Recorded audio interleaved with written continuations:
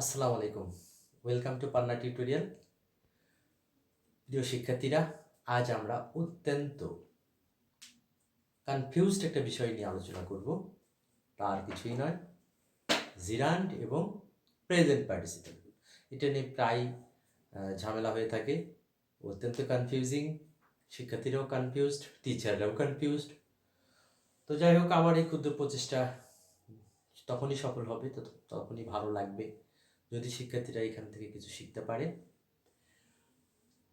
তো চলুন শুরু করি। প্রথমত মনে রাখতে হবে যে প্রেজেন্ট পার্টিসিপেল এবং জেরান্ট উভয়ই কিন্তু নন ফাইনাইট ভার্ব, অসমাপিকা ক্রিয়া। যা হোক, এই প্রেজেন্ট পার্টিসিপেল এবং জিরান্ট এর স্ট্রাকচার যেটা, সেটা মূলত এরকম: base verb plus ING. Base ভার্বের সঙ্গে আইএনজি যুক্ত হয়ে প্রেজেন্ট পার্টিসিপেল গঠন হয়, আবার জিরান্ডও গঠন হয়। তো যেহেতু গঠন একই, এই জন্যই কিন্তু কনফিউশনটা।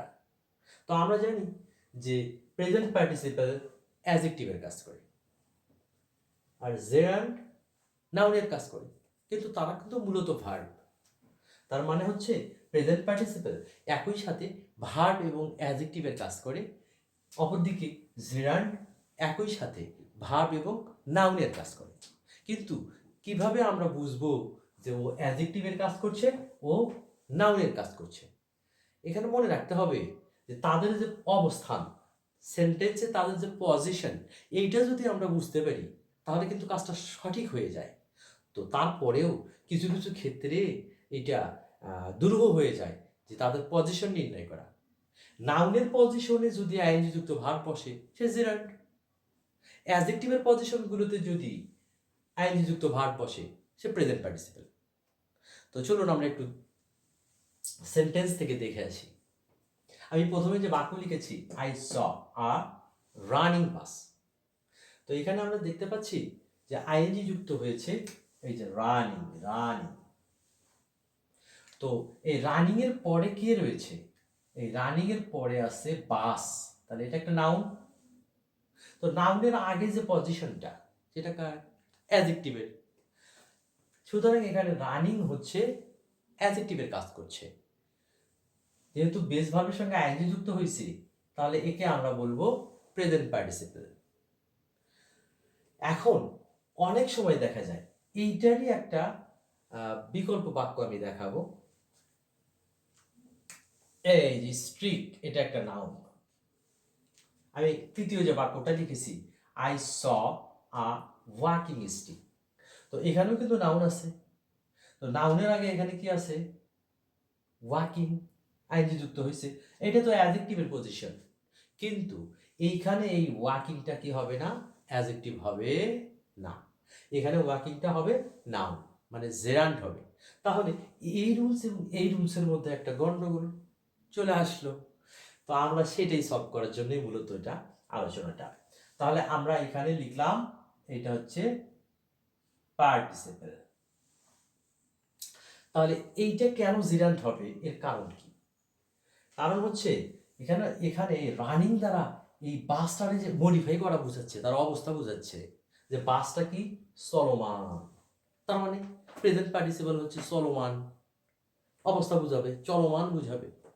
আর এইখানে আমরা দেখতে পাচ্ছি, I saw a walking stick. আমি একটা হাঁটিবার লাঠি দেখলাম, হাঁটার লাঠি দেখলাম। আসলে এই জায়গায় স্টিক বা লাঠিটা কি সে নিজে হাঁটছে?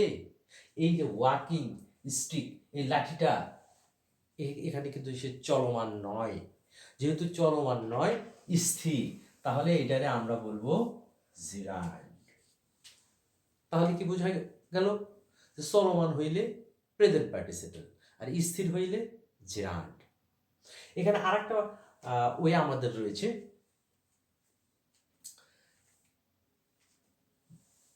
প্রেজেন্ট পার্টিসিপেল কন্টিনিউয়াস টেন্স গঠন করতে পারে, জেরান্ড কন্টিনিউয়াস টেন্স গঠন করতে পারে না।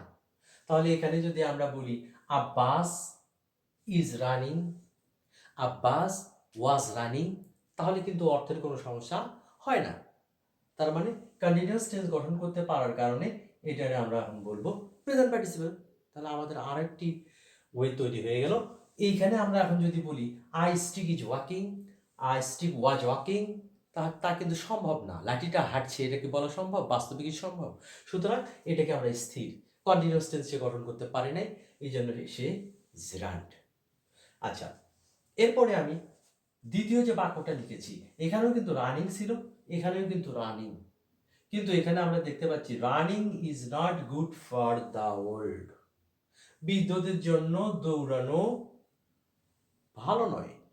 এখানে রানিংটা এখানে একটা অ্যাকশন হিসেবে কাজ করছে, তার মানে সাবজেক্ট হিসেবে কাজ করছে।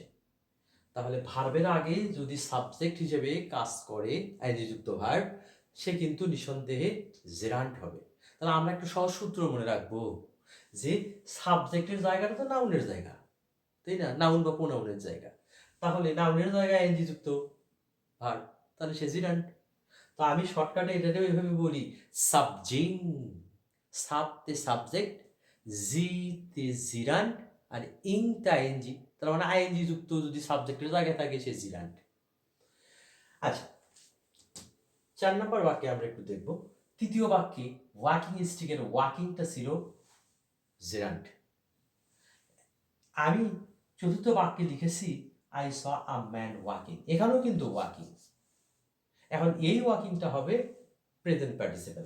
কারণ কি? A man is walking, a man was walking কিন্তু আমরা বলতে পারি, মানে কন্টিনিউয়াস টেন্স এখানে তৈরি করতে পারি। আবার এই ওয়াকিংটা কিন্তু অ্যাডজেক্টিভের জায়গায় বসে আছে, নাউনের পরে পোস্ট মডিফায়ার হিসেবে অ্যাডজেক্টিভ বুঝতে পারে।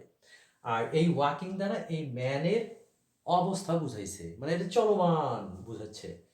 সুতরাং এই ওয়াকিংটা হবে প্রেজেন্ট পার্টিসিপল। এরপরে আমি আমার তৃতীয় যে তুলনামূলক দুইটা সেন্টেন্স লিখেছি তৃতীয় স্টেপে, এখানে দেখবেন বিং পোর হি ওয়ার্কড মাচ। এই জায়গায় যে বিংটা রয়েছে এইটা হচ্ছে আমাদের প্রেজেন্ট পার্টিসিপল, কিন্তু শেষের যে বাক্যটা আমি লিখেছি being honest is a difficult task, এইখানে বিংটা হচ্ছে জিরান্ট। এই জায়গায় তো গন্ডগোল আরো তুমুল, আরো তো কনফিউশন তৈরি হয়ে গেল যে এখানেও বিং এখানেও বিং, হ্যাঁ এখানেও তো অ্যাডজেক্টিভ এখানেও অ্যাডজেক্টিভ। এখানে ব্যাপার হচ্ছে এই বিংটা এখানে ফ্রেজ আকারে ফ্রেজ তৈরি করেছে, বিং পোর এখানে একটা ফ্রেজ তৈরি হয়েছে, এইটাও অবস্থা বুঝাইছে, এই জন্য এই বিংটা হবে প্রেজেন্ট পার্টিসিপল।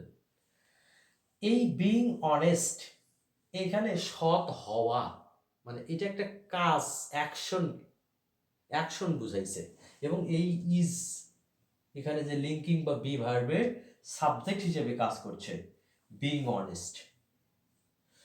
সুতরাং এই জন্য এখানে বিংটা হবে জিরান্ট। কিন্তু এখানে বিং পোর কিন্তু এই ভার্বের সাবজেক্ট না, এই ভার্ব হচ্ছে ওয়ার্ড, তার সাবজেক্ট হি রয়েছে। প্রেজেন্ট পার্টিসিপল এবং জিরান্টের মূলত এটাই কম্প্যারিজন, যদিও জিরান্টের আরও অনেক পজিশন আছে। তো শুধু জিরান্ট নিয়ে অন্য একদিন কথা হবে। ভালো থাকবেন, আসসালামু আলাইকুম।